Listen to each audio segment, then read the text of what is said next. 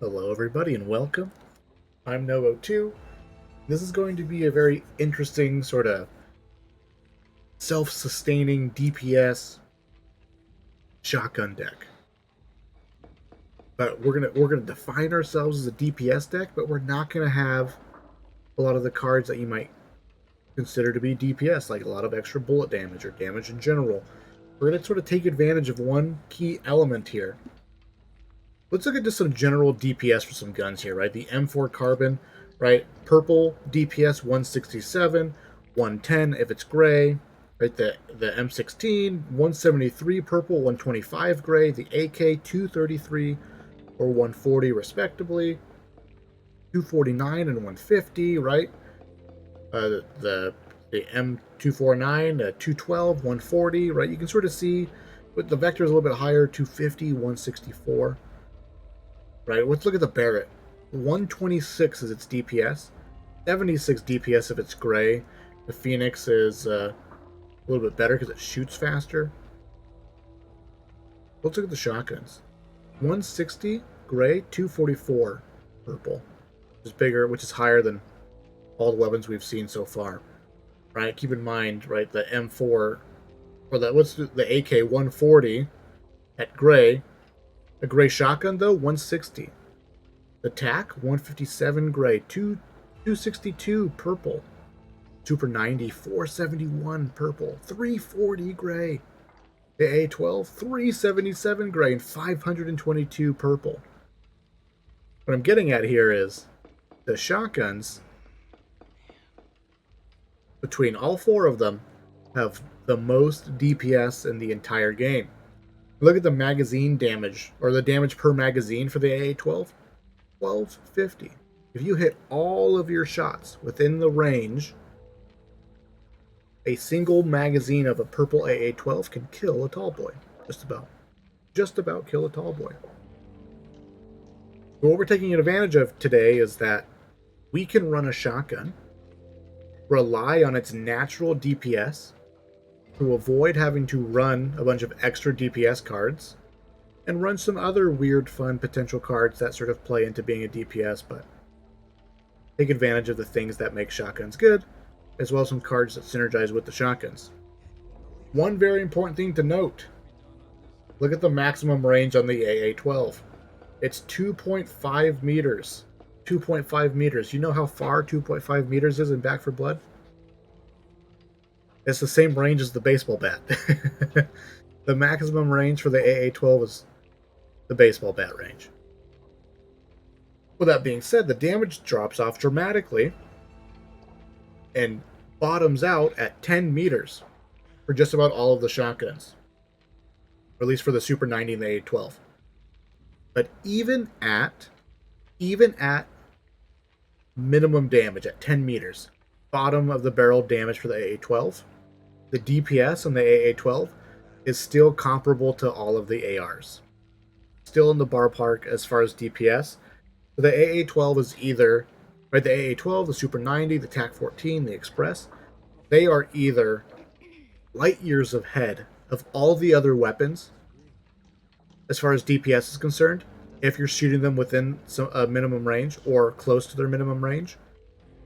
But even if you're at maximum range, they still are equal to. So they're either equal to or way better than all of the other weapons when it comes to DPS potential. A couple things to note: the TAC-14 and the Express have further ranges, TAC-14 being the furthest. The Express and the TAC-14 shoot faster if you have more reload speed.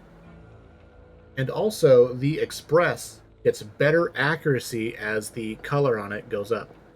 So, I'm going to show you a shotgun deck here. But as to what shotgun you choose to run with it, entirely up to you. The deck will work with all of them. Each of the shotguns sort of benefit or have their own sort of benefits or weaknesses.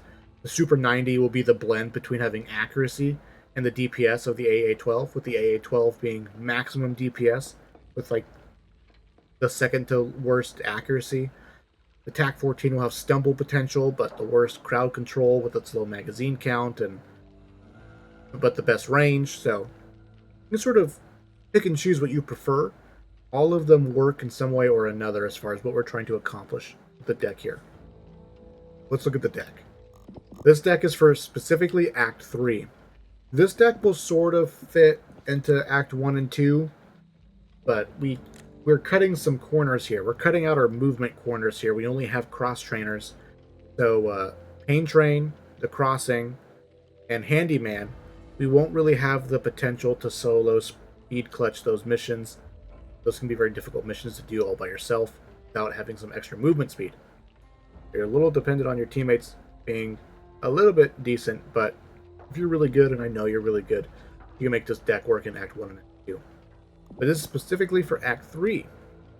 Keep in mind, we're building up to T5. That's our goal, right? In T5, we're going to be on the staircase. We have to be on the staircase. We're built for stairs with this deck. And the point is, with T5, we need basically infinite ammo and infinite health in order to hold the stairs off infinitely while our teammates run around the mansion and gather crates and whatnot.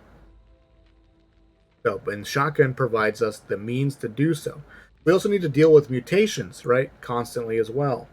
Shotgun provides us the ability to deal with all of that stuff. Hazard pay, per standard. But now we're skipping our grenade pouch, right? We got scattergun skills, cross trainers, hunker down, and buckshot bruiser. And there's a lot to cover right here. The first 5 cards are further afield. Hazard pay is, you'll understand. If you don't like hazard pay and money grubbers are equal for the most part. I made a video on this, you can go check it out. But for the most part, money grubbers without any sort of support is about the same as hazard pay most of the time. If you don't like hazard pay, though, you can also run share the wealth if you're a team player. Scattergun skills. I talked about this with the sniper rifles because sniper rifles shoot faster with more reload speed. Reload speed then is DPS because we shoot our weapon faster. So scattergun skills will make our DPS go up if we're running the express or the tac. And if you're not going to use a burn card as far as getting a new shotgun, chances are you're going to start every campaign off with either the express or the tac. Particularly the express because it spawns in every beginning safe room. So this will actually right out the gate increase our DPS with those 2 shotguns, but also just increase our quality of life as far as being able to deal with the horde and always have a weapon ready to go when something bad shows up. By more often having a weapon that's fully reloaded. Cross trainers. Just the extra health, the movement speed, the stamina, it's so good. It'll give you just that little edge over your teammates if they don't have it. When a horde is called, we want to get there. And if we're doing the sprint jump technique, then cross trainers are the best hands down card to do that because of the extra stamina regen, as well as the extra movement speed to carry our momentum into our jump. But this deck is built around the idea that you need to get yourself into a good corner. Know the holdout spots. Know where you are, know where the nearest holdout spot is when bad things happen. Cross trainers will help you get there more easily so that you can set up, be ready to go. Because once we're in our corner, we're solid. We're super duper solid. Getting caught out in the open, though, we're going to struggle with this deck. Hunker down. So when it comes to the shotguns, though, right, I didn't talk about this quite yet because it's accuracy. If we're concerned about DPS, range is obviously a big factor. But I hopefully put your mind at ease by explaining that either we're close to our minimum range and getting tons of DPS, way more than any of the weapons can possibly offer, or we're at maximum range and our weapon is still just as good as all the other guns. But those DPS values take into account that every single pellet with every single shot is hitting. It's an alternative way in which we're missing out on DPS, that the other weapons don't really have that disadvantage. Hence hunker down. We don't want to, we're trying to cut out DPS cards, but still provide a lot of DPS to the team. Burning those cards on extra accuracy to make our shotgun damage reliable sort of defeats the purpose. Hence hunker down. You might think that, well, don't we just want quick kill? Quick kill for the 50%? No. A couple of interesting things here. One, crouching naturally increases your accuracy in this game. Hunker Down will then also improve that benefit. You'll get 40% plus whatever crouching does. In addition to that, aiming down sights also increases your weapon's accuracy. Right? So, funny enough, we're sacrificing the ability to ADS, which gives us accuracy, so that we can have more accuracy. The point is, between crouching, having hunker down, aiming down sights, and I would highly recommend that you want a laser sight of some kind on all of your shotguns. You want a laser sight.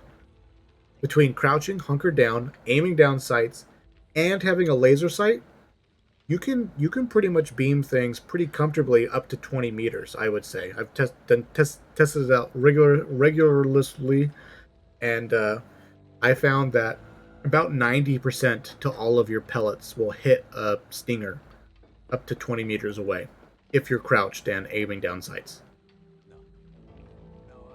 But do we even need that? I wish we could cut hunker down out, but there's some interesting synergies going on here. The other synergy here is 10% damage resistance because we have Buckshot Bruiser. We're going to get 10% more value out of all the temporary health that we generate.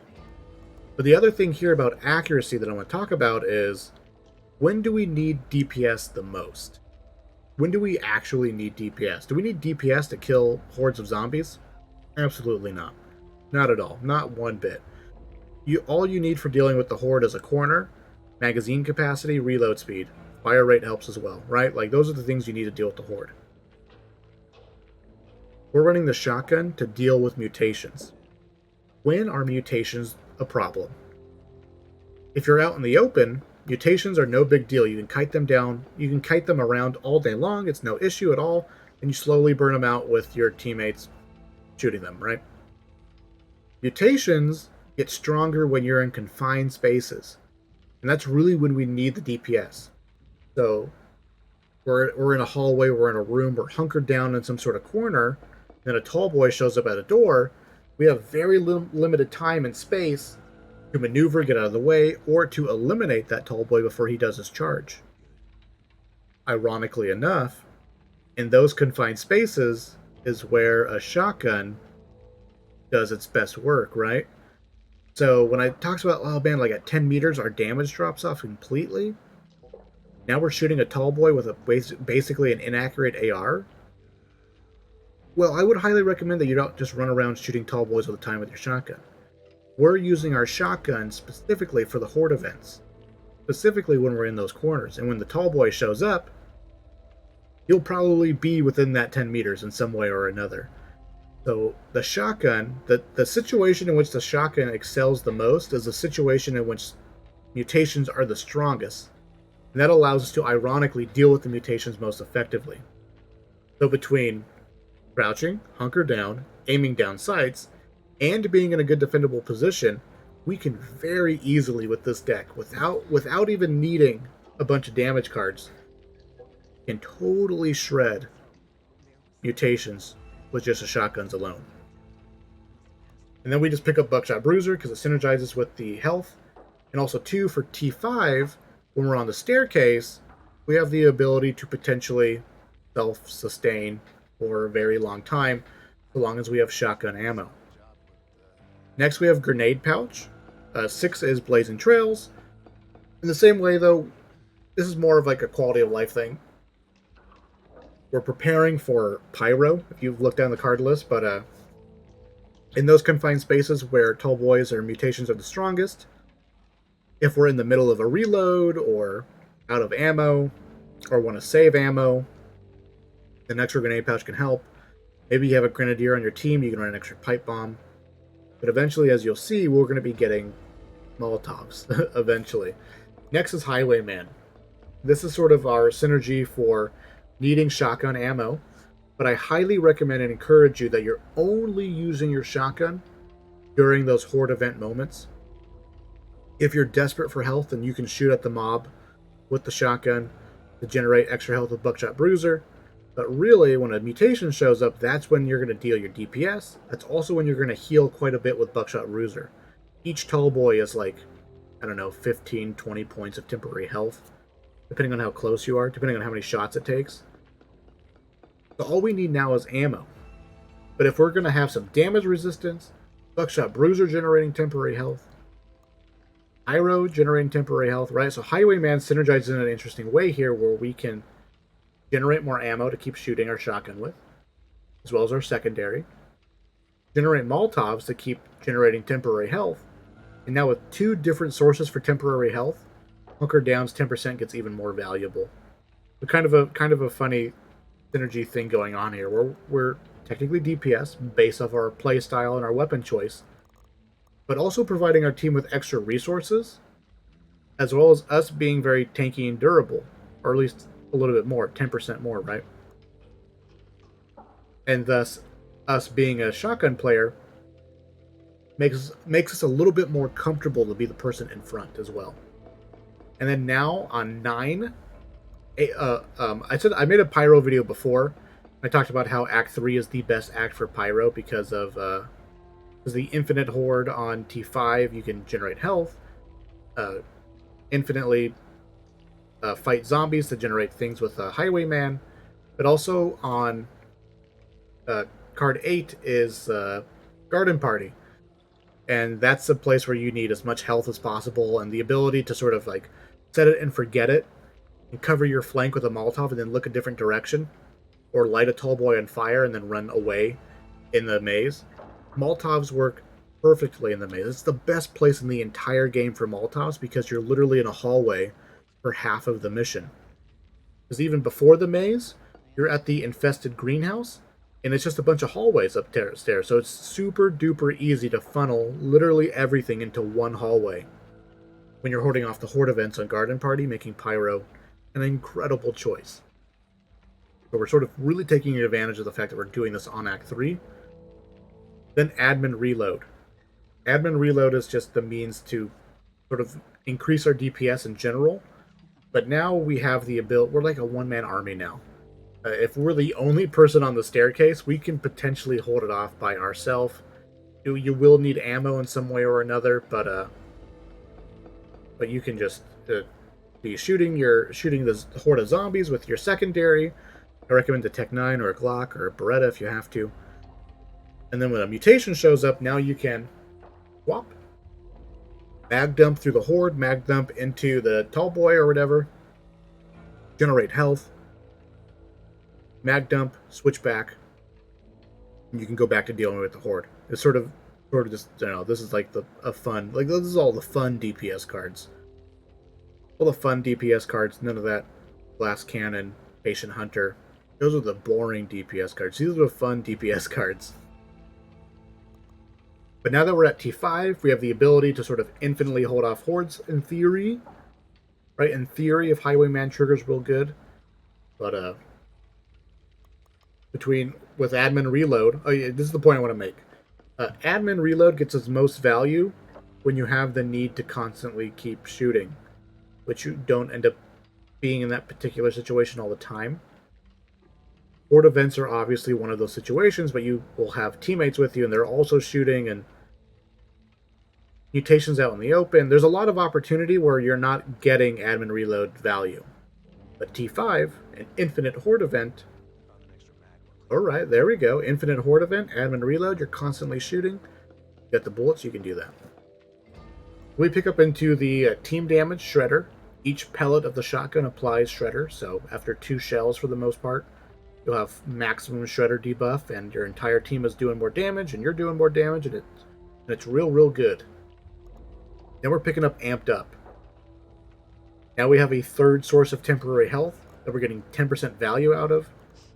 Buckshot Bruiser value, Pyro value, all the temporary health, and it's also a nice team effect card, right? So now we're providing tons of DPS, a little bit of extra ammo, so much self-sustain as far as health is concerned. We can shoot all the time constantly.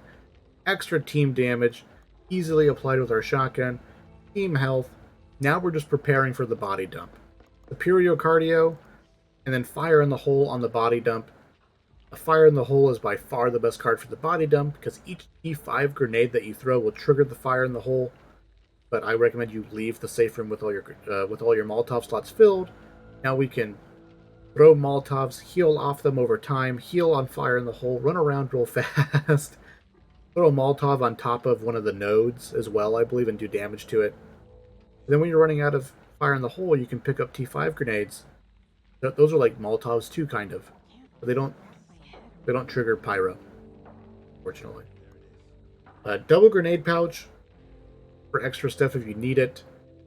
I recommend you pick this card. Actually, it should be like this. You should pick this card last. But fleet of foot.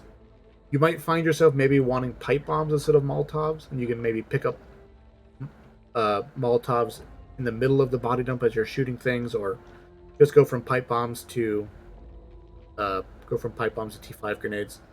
Or play around with it. The grenade slots are just potential. So that's the shotgun DPS for Act 3. You can technically run this deck with all of the characters, I think just fine. I think Hoffman is probably the best fit for this deck because of his extra ammo, his ammo drop potential, as well as his accessory drop potential. So Hoffman's just a broken character right now because of all of his stuff. I mean, Hoffman's always been my favorite character, but he's really good right now. But this deck will work with everybody. If you want to compensate for our lack of movement speed stuff, then you can pick up Evangelo or even Holly to compensate for stamina, essentially. But Hoffman's the way to go with this deck, I think. Let me know what you guys think of this deck. Kind of a silly, weird-looking deck, but it's been really fun play testing this deck and working it out. And ironically enough, I think all this temporary health stuff that I got going on because I wanted to synergize with Buckshot Bruiser, this temporary health stuff will get even better when Tunnels of Terror come out. Imagine getting the Damnation Legendary Shotgun with this, right? And all of a sudden, you're shooting a shotgun that's generating pyro health because it's setting things on fire, and it's generating temporary health off of Buckshot Bruiser, and we got Hunker Down for 10% resistance, and we got amped up, and it's crazy. Anyways, thank you guys for watching. I appreciate it, and I'll see you in the future.